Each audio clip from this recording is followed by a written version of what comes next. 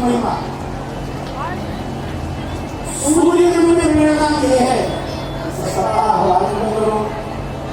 महाराज भागवत का आयोजन हुआ,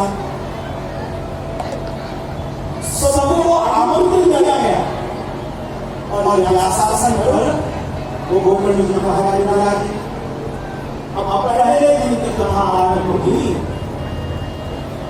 तो धुंधलाई जी प्रेत रूप में आकर गाना में बैठ गया। यदि प्रेत कथा जैसे हवा चली ये बात तो जानते हैं,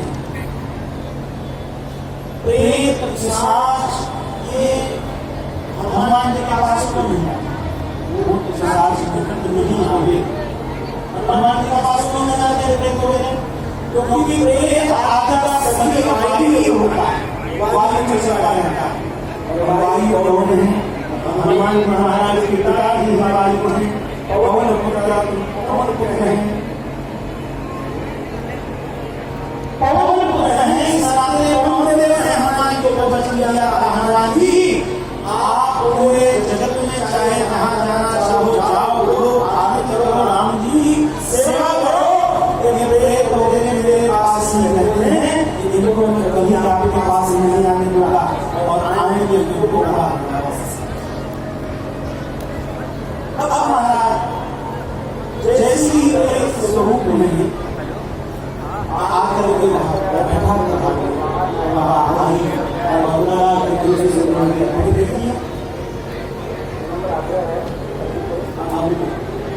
वो गोकर्ण जी ने देखा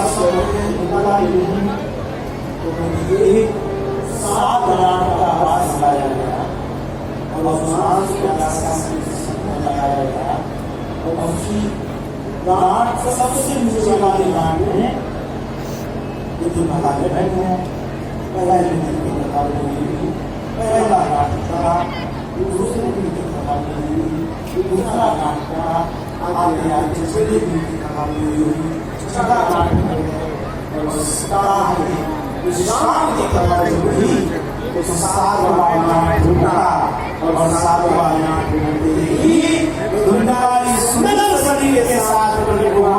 ये देवताओं ने पुष्पों की वर्षा करके उसका स्वागत किया है। भागवत भगवान की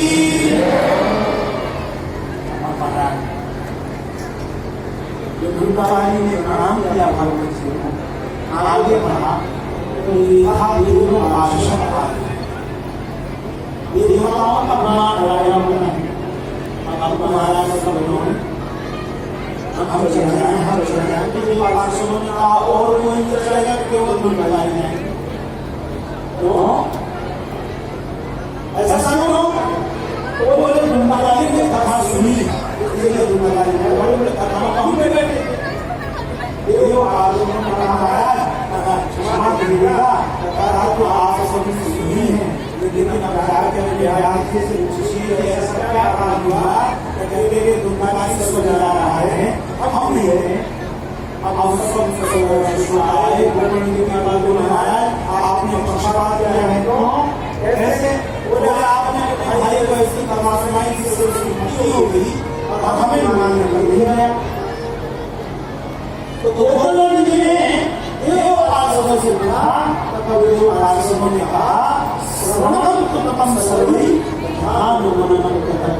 महाराज कथा तो सबने सुनी थी, 3 घंटे कथा में बैठे कथा सुनी, व्यास ने बहुत सवाल नहीं, लेकिन स्मशान वगैरह की तरह वगैरह आता है।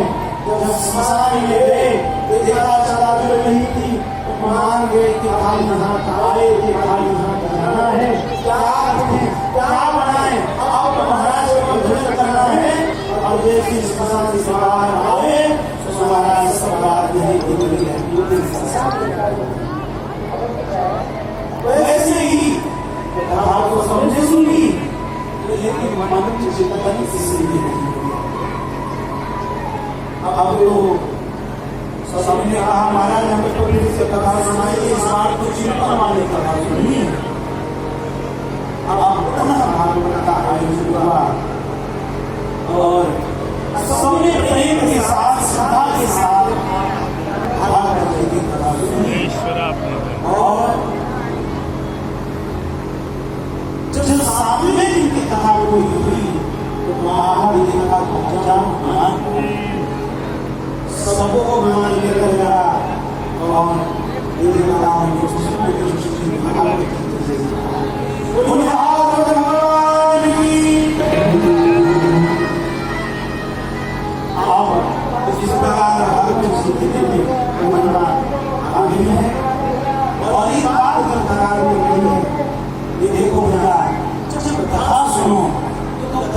अहंकार लेकर नहीं बैठना, किसी व्यक्ति की भाव लेकर मत बैठना, किसी के प्रति ईर्ष्या लेकर मत बैठना।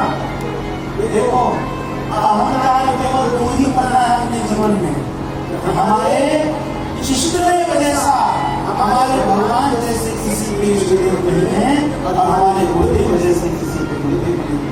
तो ही अहंकार, इसके अलावा कोई अहंकार नहीं होना चाहिए। संसार सागरे भगवंती में माप बनाए कर्मों जब कथा में हो आप लोग यही प्रार्थना की है, मैं संसार सागर में फंस गया हूँ, अब इस संसार सागर से प्रभु आप मुझे पार करिए, मेरा उद्धार करिए, नाम लेकर बार बार इस सागर से मुझे पार लगाइए, यही प्रार्थना करनी है। और इस भावना से प्रकटता सुननी है, ये हाथों में कोई भाव नहीं है, कोई बंधन नहीं है, कोई पुस्तक नहीं है। श्रीमद् भागवत ओयम प्रत्यक्ष देव ही श्री गुरु श्रीमद् भागवत साक्षात भगवान का अनुग्रह है। भगवान ने ही हम जीवों के उद्धार के लिए तो कोई कहता है भगवान निराकार है, कोई कहता है भगवान निराकार है, कोई कहता है भगवान निराकार, कोई निराकार नहीं।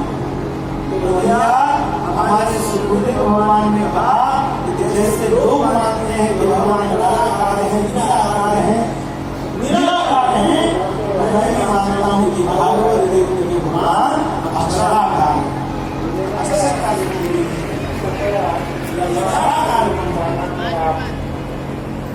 और जब कथा सुनना है तो कहा करके कथा सुनो। अब आधार से मनना माने तो एक समय आहार लो, एक समय प्रहार लो। महाराज उसमें पढ़ने लगता है, एकादशी पे कोई 11 बार खाते हैं, अपने व्रत का पालन होता है, क्या करें।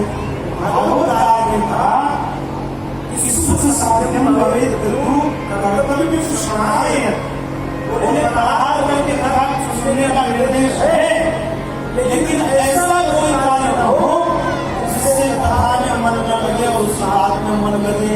अगर 3 बार भोजन करके आपका मन कथा में लग रहा है तो 4 बार खा करके बैठो, लेकिन कथा सुननी है।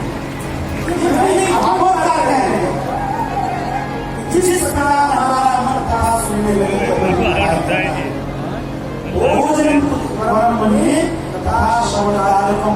अगर प्रहार हमारी कथा में बात है तो भोजन श्रेष्ठ है तो हमें कथा में नहीं चलता। अरे भगवान इतने दयालु हैं, इतने दयालु हैं, बड़े बड़े विद्वान पूरा जीवन खपा देते हैं, भगवान दर्शन नहीं देते और सदना ससाई जहाँ भगवान चले जाते हैं, सदना ससाई साल राम जी को पटिया लेकर उससे मान सकोगा, क्योंकि भगवान भगवान की पसंद है। क्यों? तो मन से कर्म कर रहा है, लेकिन मन से भगवान के साथ लगा हुआ है। भगवान तुम्हारा काम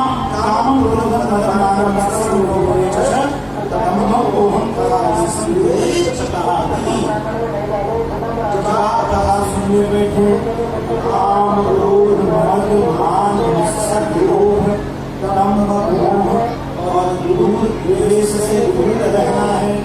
दूर एक कथा की जो व्यक्ति कथा सुनने बैठे उसको इन सब से दूर रहना है।